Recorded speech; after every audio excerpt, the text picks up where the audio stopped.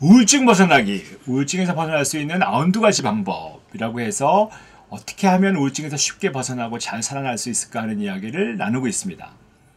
우선 이 우울증 벗어나기의 첫 단계는 나 혼자 우울한 것이 아니다 라는 것들로 시작하는 게 반드시 필요합니다. 내가 우울하면 정말 나는 뭔가 잘못됐다고 생각하고 너무 힘들어지거든요. 그런데 이 우울증은 나만 겪는 게 아니에요. 아무리 적게 봐도 지금 있는 사람들 중에 10명 중에 1명, 뭐 아무리 더 적게 보면 20명 중에 1명 정도는 우울증이 있어요. 그런 걸 보면 뭐 세상 사람들 20명 중에 1명 정도는 의학적 치료가 지금 필요할 정도로 우울증이 있다는 걸 보면 아주 흔한 질환이거든요. 근데 이게 또 내가 우울증인지 모르는 수가 많아요. 예를 들면 잠을 너무 오랫동안 못 주무시면 상당히 많거든요. 근데 그 안에 그 불면증이라고 하는 거 안에 우울증이 있을 수 있어요. 그 다음에 굉장히 피로하시다. 어디가 아무리 쉬어도 피로가 풀리지 않는다 하는 것들은 사실은 우울증의 다른 모습일 수도 있습니다. 너무 불안해서 어떤 일을 하지 못하겠다. 스트레스가 너무 많다 하는 것들도 사실은 우울증의 다른 얼굴일 수 있거든요.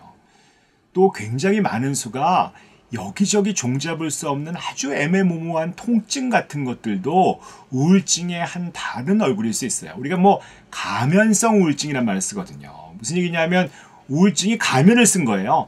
본질은 우울증인데 그게 불면증, 뭐 피로, 불안, 스트레스 증상, 통증 이런 가면을 쓰고 나타나는 거죠.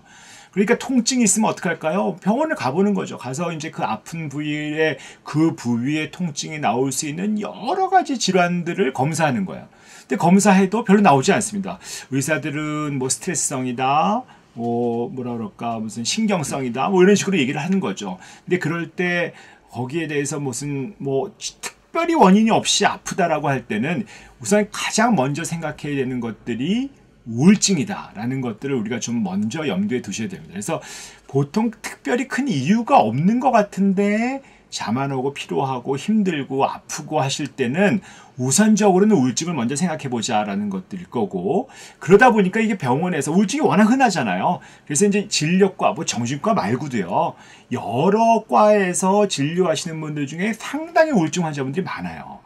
그래서 이제 우리가 정신과에서 어떻게 하면 다른 과에서 진료를 하실 때 우울증인 것을 찾아낼 수 있을까 하는 것들을 같이 정보도 나누고 설명도 드리고 하는 일을 많이 하거든요. 그래서 어떻게 보면 내가 정신과를 다니지 않는다, 그런데 나는 우울증이 아니야 라고 생각하지 마시고, 내가 정말 이유 없이 오랫동안 만성적인 불편함이 있으시다라고 하면 그게 우울증일 가능성이 크다라는 걸 좀 생각해 보시면 좋을 것 같습니다.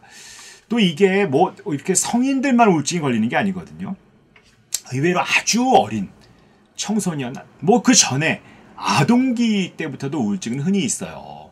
뭐 많이 보면 한 5% 정도까지 우울증이 있다고 하잖아요. 애들이 학교에서 힘들어지고 갈등 생기고 학교 적응 잘 못하고, 뭐 예를 들면 왕따를 당해서 우울해질 수도 있지만 우울하기 때문에 왕따를 당하는 수도 많이 있거든요. 아이들이 뭔가 학교에서 적응하지 못한다라고 얘기하면 애들은 사실은 그 우울증에 대해서 내가 우울해요 하다고 직접 말을 잘 못해요. 다른 형태로 표현하죠. 학교 가기 싫어요, 배 아파요, 뭐 다른 형태로 여러 가지 표현하기 때문에 이 아동들의 불편함도 우울증일 수 있다는 것들 좀 보시면 될 것 같아요. 그다음에 우울증은 이런 정서장애들은 확실히 여성분들이 많습니다. 특히 이제 남자들보다 거의 2배 이상 많거든요. 뭐 이건 사실 정확하게 보면 남자들은 우울증에 걸려도 자기들이 우울증인지 잘 몰라서 그럴 수도 있긴 합니다만, 어쨌든 표현하는 것들인지 이런 걸 보면 여자분들이 확실히 많으세요. 병원에 오시는 분들도 여자분들이 되게 많고, 어쨌든 여자분들은 상당히 우울증에 취약할 수 있다는 것들 우리가 정말 염두에 두셔야 될 것 같고, 그다음에 나이가 드신 분들, 뭐 보통 노인이라고 하는 분들도 보면 시간이 가면 갈수록 나이가 드시면 드실수록 우울증에 걸릴 확률이 점점 높아지거든요. 심지어 2배 이상 높아지기도 합니다. 이런 걸 보면 노인에서도 노인 우울성이 굉장히 문제거든요. 뭐 이게 치매가 아니야, 뭐 기억이 떨어져 라고 하시는 분들의 굉장히 많은 수가 사실은 알고 봤더니 노인성 우울증 수가 많아요. 그러면 청소년, 성인, 노인들이 다 우울증 가능성이 있다는 거죠. 이 우울증은 사실은 아주 중요한 보건 문제입니다. 우울증은 아주 흔하고, 게다가 이게 어떤 사회적인 분위기라든지 이런 것들 때문에 어떻게 보면 옛날보다 더 늘어나고 있다는 것들이 문제라고 볼 수 있습니다. 그래서 이 우울증이라는 걸 겪고 있을 때 기본적으로 맨 처음에 우리가 해야 될 일은 내가 우울하고 힘들다, 나만 고통받는다라고 생각하지 마시고, 우울증이라고 하는 거는 그야말로 어렸을 때부터 청소년기부터 성인이 되어서 뭐 직장 생활하면서 또 은퇴하시고 노인이 되셔서 어떻게 보면 사람의 생로병사 가는 그 과정 중에서 빠질 수 없는 어떤 것들이다라고 생각하시고, 나 혼자서 고통을 겪는 것이 아니다. 나 말고도 많은 분들이 고통을 같이 겪고 있다. 우울증은 너무 흔하다. 내가 이상한 것이 아니다라는 것을 염두에 두시고 우울증에서 벗어나는 것을 시작하는 것이 가장 중요하다고 볼 수 있습니다. 오늘은 여기까지 하도록 하겠습니다.